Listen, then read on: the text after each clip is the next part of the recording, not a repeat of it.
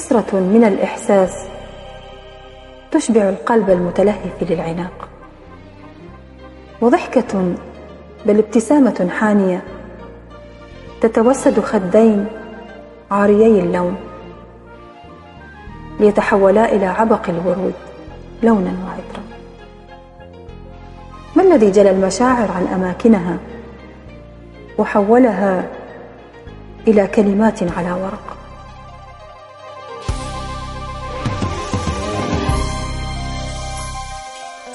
لو أننا لم نفترق لبقيت بين يديك طفلا عابثا، وتركت عمري في لهيبك يحترق. لو أننا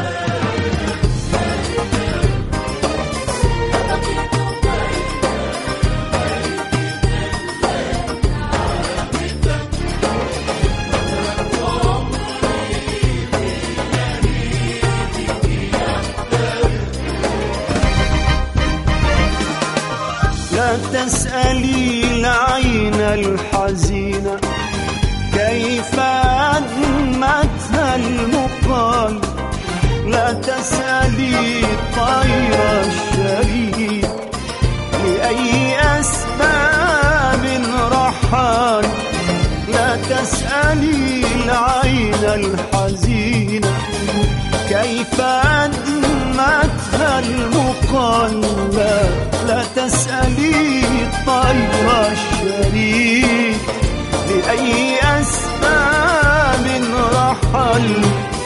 رغم الرحيل، رغم ما فعلت بنا الأيام، قلبي لم يزل يحيا وحيدا بالأمل.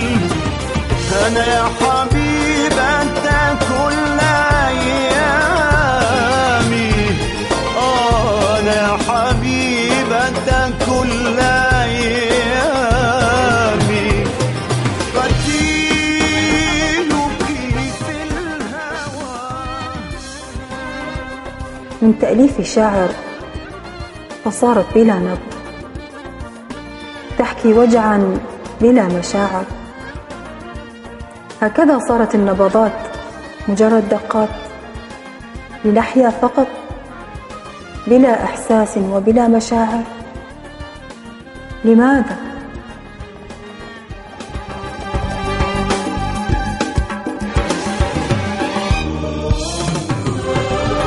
كنا نعانق في الظلام دموعنا، والقلب منكسر من العبرات.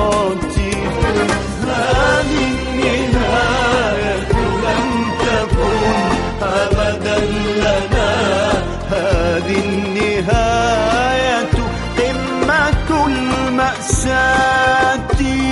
ما كنت أعرف والرحيل يشدنا، إني أودع مهجتي وحياتي.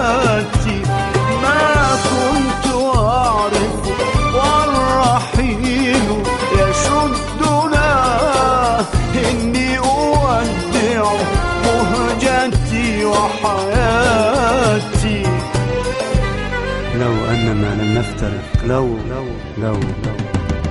رغم الرحيل، رغم ما فعلت بنا الأيام، قلبي لم يزل يحيا وحيدا بالأمل. أنا يا حبيبة كل